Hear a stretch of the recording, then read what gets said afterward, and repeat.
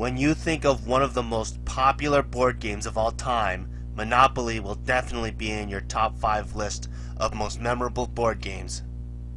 And it's no surprise because it's a fun and enjoyable board game that's taken the world by storm. Today we'll be reviewing Monopoly on the NES, but before we do so, let's first take a look at the history of Monopoly. In the 1940s, a man named Charles Darwin was a steam mill worker and he lost his job during the Great Gatsby, so he needed a way to make money. He remembered his trip to Las Vegas and started to develop a board game based on his vacation there. He developed the game Monopoly and pitched his board game idea to Parker Brothers. They were so ecstatic, they immediately signed him on and sold his game. And the rest is pretty much history. Now that I increase your knowledge of the game, let us continue on with the review.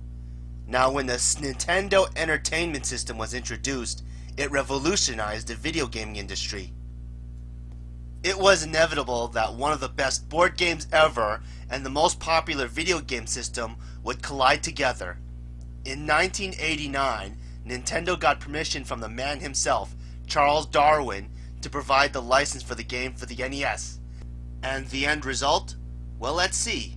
Let's pop this game in and play the game. Okay, the opening title screen shows Mr. Monopoly walking on the board. Man, the graphics sucks. If the title screen looks this bad, I'd hate to see the rest of this game. Anyway, after the startup screen, we get the player select screen. Okay, let's enter my name. Here, and my opponent is...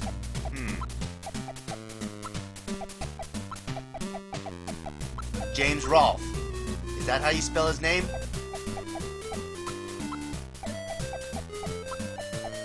There we go. Anyway, when you've finally chosen your characters, you can proceed on to the main game.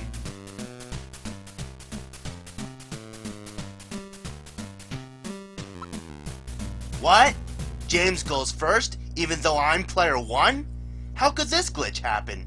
Didn't they test this game before they released it? The basic rules of Monopoly is simple. Just roll the dice to move your token around the board, purchasing all the properties you can. Any properties you own that your enemies land on, you collect money from them as rent, and vice versa.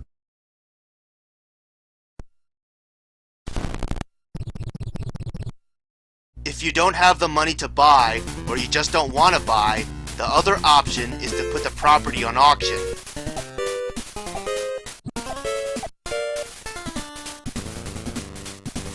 The player with the highest bid gets the property.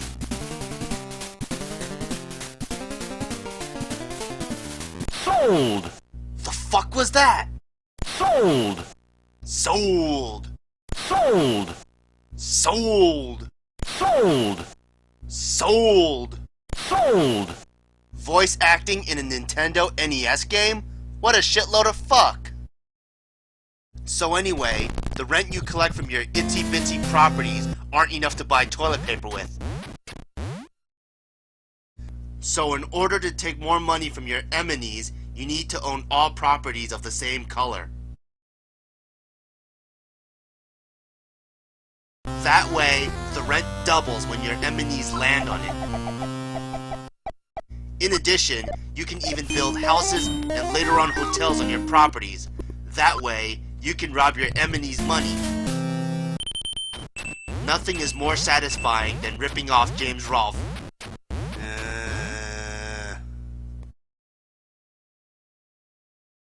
Sorry about that. I was cutting the AVGN reference out of the video. So let's continue on. Building houses and hotels is the quick trick way to making your enemies monies. Okay, now to wait for the other player to land on the hotel.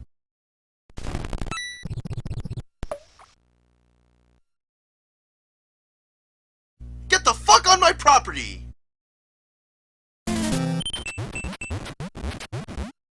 There are also spots on the board called Chance and Community Chest, where you get a random card that can either be good for you or bad for you.